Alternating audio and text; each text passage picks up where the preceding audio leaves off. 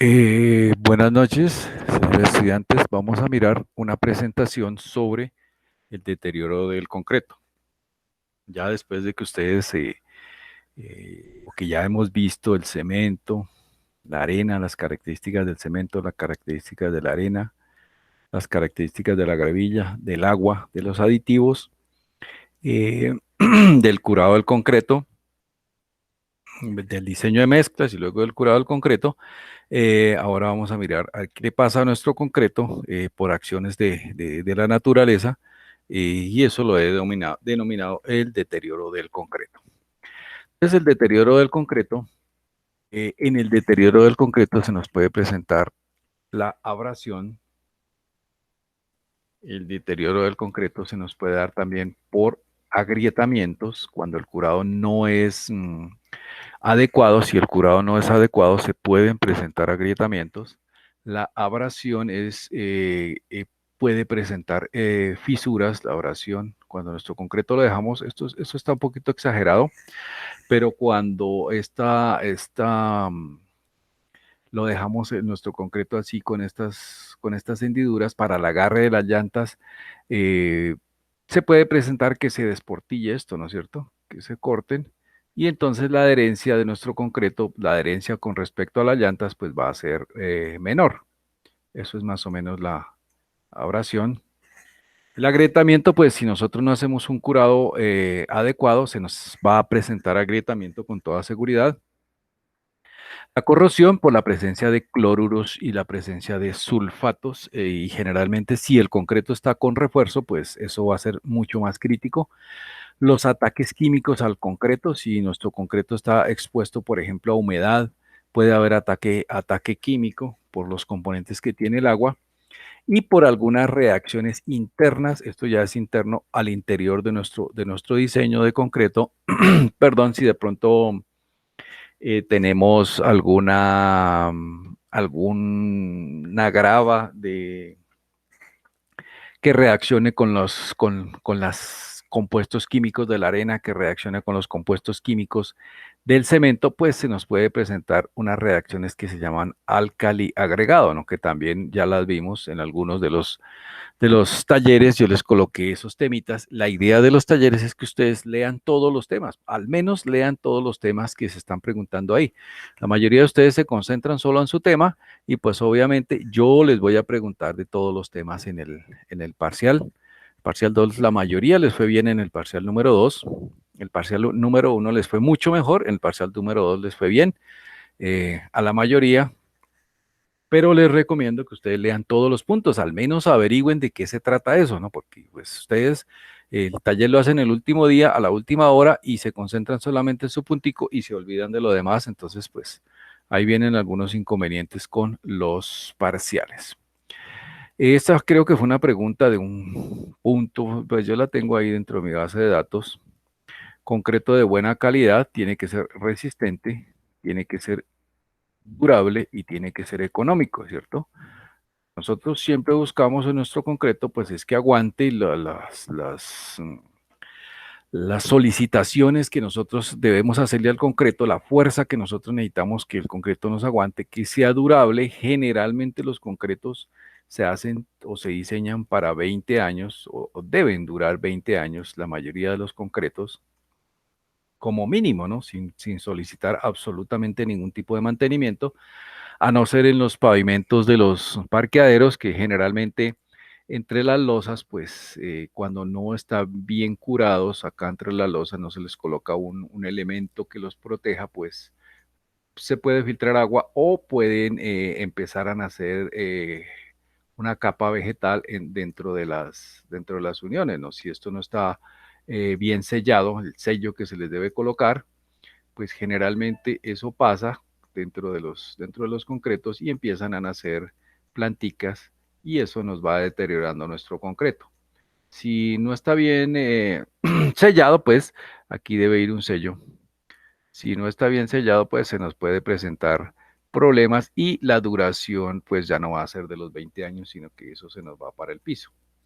Y lo otro es que sea económico, ¿no? Si es un concreto que, pues, para conseguir la gravilla la gravilla vale más que el metro cúbico del concreto, para conseguir el agua también es un poquito complicado, pues se nos van a subir los costos del concreto. Entonces la idea es que nuestro concreto sea económico. Yo les había comentado, no sé si en este curso o en el otro, que hay algunos compañeros suyos de ustedes que están haciendo una tesis donde se va a utilizar las aguas residuales, donde ellos quieren utilizar las aguas residuales, las aguas hervidas, las aguas negras, como ustedes las quieran llamar, las aguas hervidas, las aguas negras, para la utilización como agua para hacer concretos. Entonces ellos lo que están mirando básicamente son estas dos cosas: la resistencia, estas tres cosas, ¿no? La durabilidad y lo económico, porque pues si el agua residual nos resulta más costosa que el agua potable, pues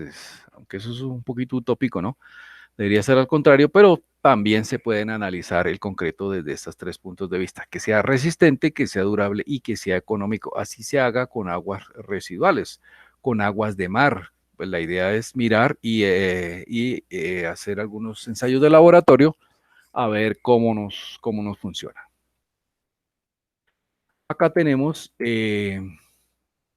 para que el concreto sea resistente, pues obviamente debe tener muy buenos agregados. La calidad y la resistencia de los agregados, esta resistencia la pueden hallar ustedes con ensayos de laboratorio. Eso se hace con ensayos de laboratorio, y generalmente la calidad de los agregados, el desgaste de los agregados, se hace en la máquina de Los Ángeles. Eso es otro tema que se vio también en los talleres: buena calidad de la pasta. Ustedes ya recuerdan que la pasta es arena más agua, ¿cierto? Entonces, y un tercer elemento es que el concreto sea denso, que el concreto no presente fisuras, porque si nuestro concreto presenta fisuras, nosotros tenemos una plaquita que le hicimos a un familiar, le diseñamos la placa, le hicimos el diseño de la mezcla con lo que nosotros sabemos de nuestro taller número 3, pero esto se nos va a fisurar por acá, y el agua, pues, o sea, llueve más por dentro que por fuera, pues obviamente nuestra tía, nuestro familiar, pues no nos va a querer volver a vernos. Si aquí hay un nivel de agua y el agua se filtra, y aquí a mi tía le toca colocar una ollita para que el agua, para recoger el agua de la placa, pues obviamente no creo que mi tía nos vuelva a hablar, ¿no es cierto? Entonces aquí iría la placa que yo le diseñé, las paredes,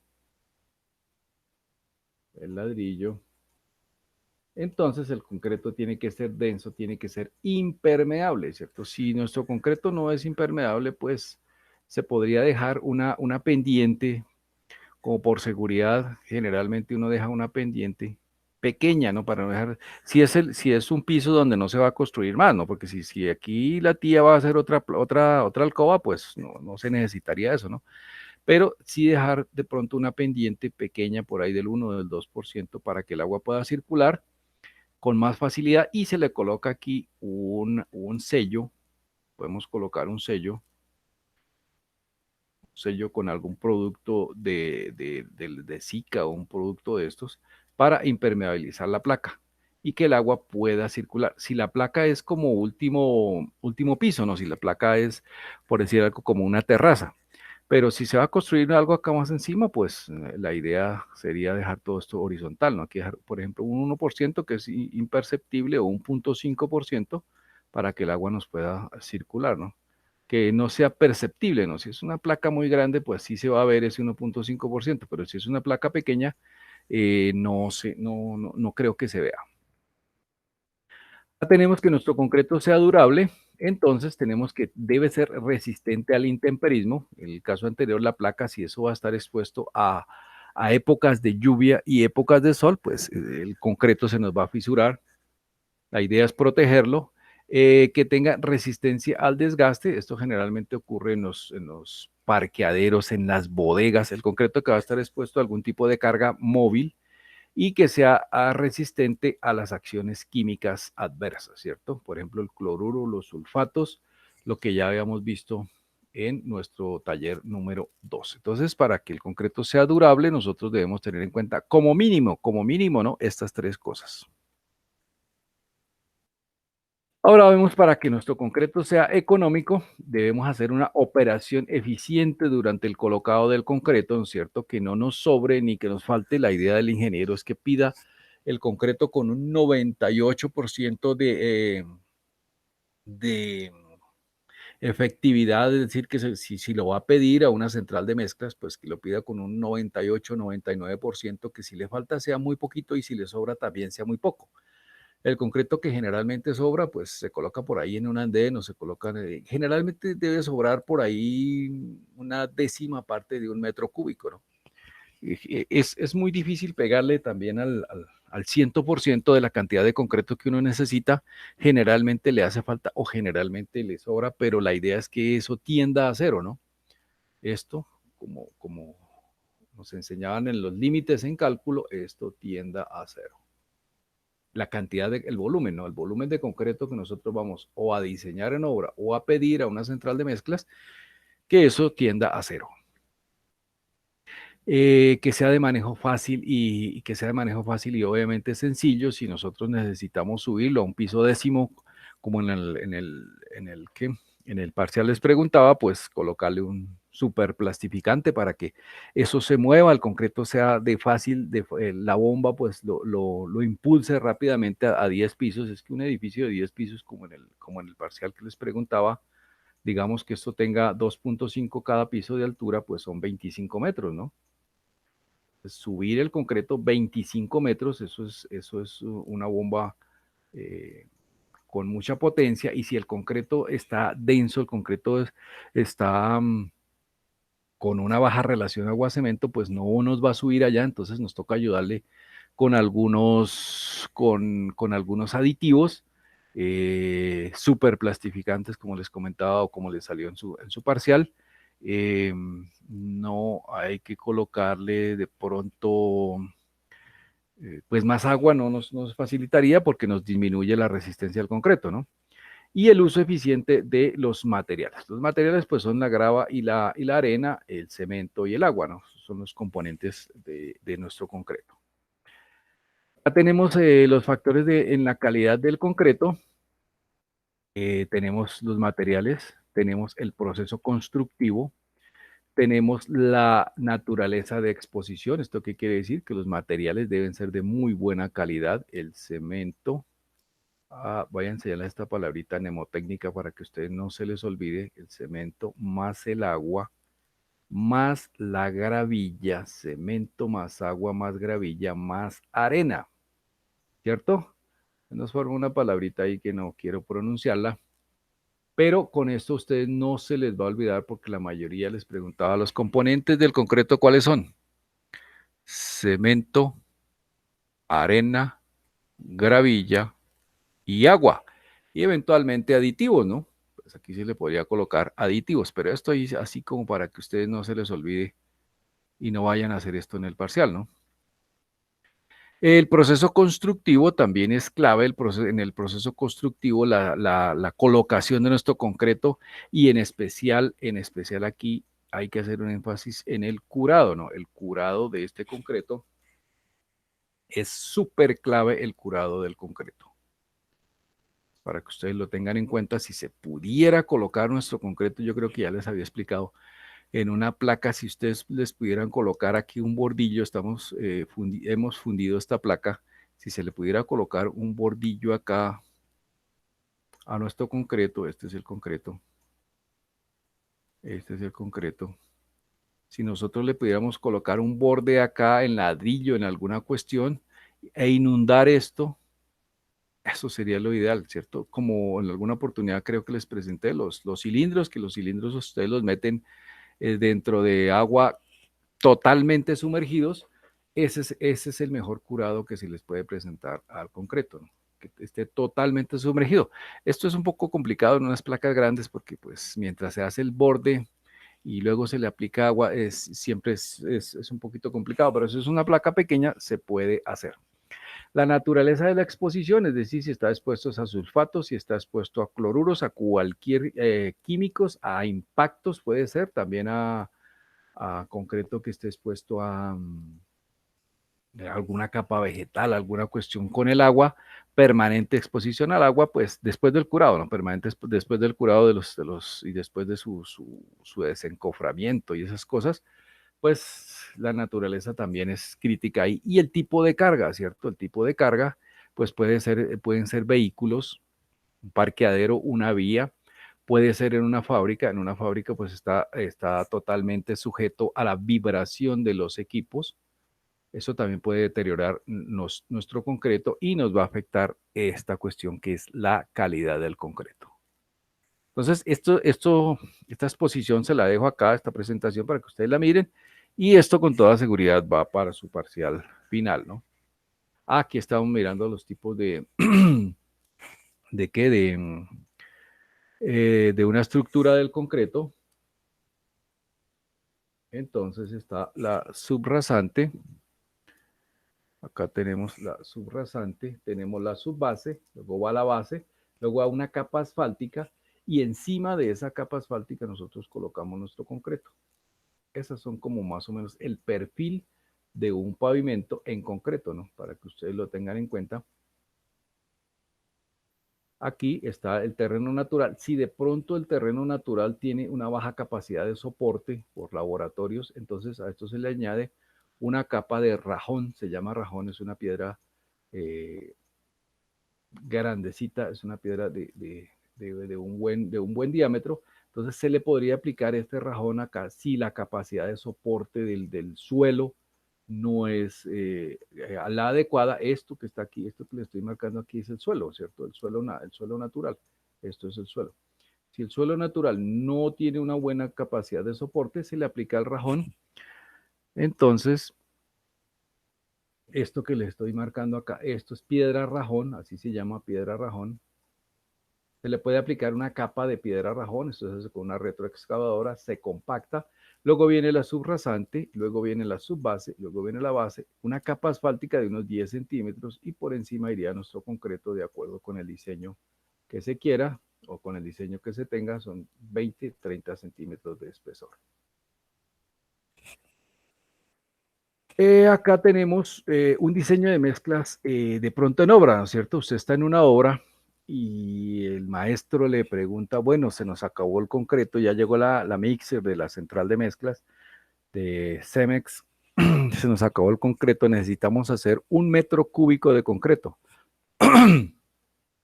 Entonces, tenemos cemento, tenemos arena, tenemos grava y tenemos agua en estas proporciones. ¿Cierto? Cemento, arena, agua y necesitamos hacer 1 metro cúbico de concreto. Entonces hay tablas de dosificación donde nosotros podemos trabajarlas para hallar 1 metro cúbico de concreto, ¿cierto? Si nosotros necesitamos un concreto 1, 2, 3, pues llegamos aquí a esta tabla para una resistencia de 3000 PSI. Esto es para hacer un diseño rapidito ¿en qué? En obra. 3000 PSI son 210 kilogramos por centímetro cuadrado. Nos vamos en esta misma tabla hacia el lado derecho. Necesitamos 350 kilos de cemento. Necesitamos 0.56 metros cúbicos de arena. Necesitamos 0.84 metros cúbicos de grava y necesitamos 180 litros de agua, ¿cierto? Aquí ya tenemos nosotros nuestros elementos: cemento, arena, grava y agua.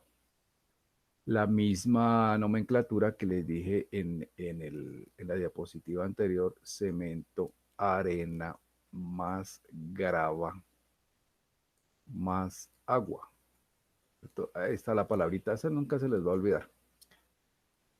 Y con esta tablita o con una tabla similar, aquí podemos hallar nuestro concreto 1, 2, 3 de resistencia de 3000 PSI o el equivalente a 210 kilogramos por centímetro cuadrado, donde nos dice que necesitamos 350 kilos de cemento. Si ustedes lo quieren dividir entre 8, les da el número de bultos, .56 metros cúbicos de arena, .84 metros cúbicos de grava y 180 litros de agua. Entonces ustedes con esto, una tablita de estas, pues van a quedar bien con su maestro de obra.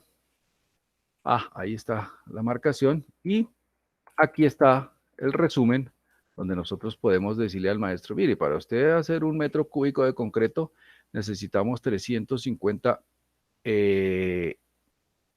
kilos, que esto, perdón, esto hay que dividirlo entre 50, lo dividimos entre 50 para hallar el número de bultos, porque el maestro no le podemos decir en kilos nuestro cemento, sino toca en bultos, ¿cierto? 7 por 5 nos da 35, entonces le decimos al señor maestro que compre 7 bultos, ¿sí? ¿O estoy mal? Serían 350 dividido entre bultos de 50 kilos, me dan 7 bultos. Entonces le decimos al maestro, mire, señor maestro, cómprese 7 bultos de cemento ahí en la ferretería, cómprese, podría ser .5, .6, podría ser medio metro de arena. Aquí se podría comprar casi un metro de gravilla y el agua es ahí donde el vecino la podemos conseguir. 180, obviamente pagándole, ¿no? 180 litros de agua. Y aquí tenemos nosotros nuestro 1 metro cúbico. Esto es un diseño rapidito ahí para hacerlo en obra, 1 metro cúbico de concreto de 3000 PSI, ¿cierto? 3000 PSI. Esto no lo vayan a hacer en su taller número 3 porque pues obviamente no es la idea, pero esto sí nos puede sacar a nosotros como ingenieros en una obra, ¿no? En una obra generalmente cuando uno llega como ingeniero residente o como ingeniero o como auxiliar de un ingeniero residente, pues el primero con el que se encuentra es el maestro y el maestro siempre trata de corcharlo a uno, como decimos, de colocarlo en ridículo, pero con nuestra tablita o con alguna similar que ustedes consigan en un libro, los que se vayan a dedicar a esto en su vida profesional, pues nos podemos defender, podemos hacerle un diseño bien chévere a nuestra tía, a nuestra amiga de su casa. ¿Listos? Ahí va a ser una tabla, pues si nosotros necesitamos no solo 1, sino 8.5 metros, pues la idea es multiplicar los valores que tenemos. Acá me dicen el ejercicio que les tenía, que necesitamos eso, no 1 metro cúbico, sino 8.5 metros cúbicos, pues cada uno de los valores que nos dio ahí, pues los multiplicamos por 8.5. Entonces, los 350 kilos, los 7 bultos, los multiplicamos por 8.5, me da esto, es decir, 60 bultos de cemento. El .56 de la arena lo multiplicamos por 8.5 y me da 4.8 metros cúbicos de arena. Y los .84 de gravilla lo multiplicamos por 8.5 porque necesitamos 8.5 metros. No necesitamos un solo metro, sino 8.5. Pues estas cantidades las multiplicamos por 8.5. Y lo mismo el agua. El agua necesitamos 180 litros para 1 metro cúbico, pues para hacer 8.5 metros cúbicos, pues lo multiplicamos por 180 y me da 1500. Esto me daría 1.53 metros cúbicos de agua, ¿no? 1.53, 1,53 metros cúbicos de agua. Entonces, nos da para hacer 1 o para hacer 8, pues simplemente lo multiplicamos por estas cantidades, las multiplicamos por 8.5, por 10 o por 5 los metros que nosotros necesitamos hacer. Y esta es una guía para que ustedes la tengan ahí en cuenta en su vida profesional. Muchísimas gracias a ustedes por poner atención, por mirar estas presentaciones y la próxima semana hacemos la última y ya, la próxima semana ya estamos en el examen final, el domingo, hasta este domingo estamos a septiembre 13, hasta este domingo hay plazo para que suban su taller número 3 y empezaríamos con el examen final, que es todo el curso. Muchísimas gracias y muy amables.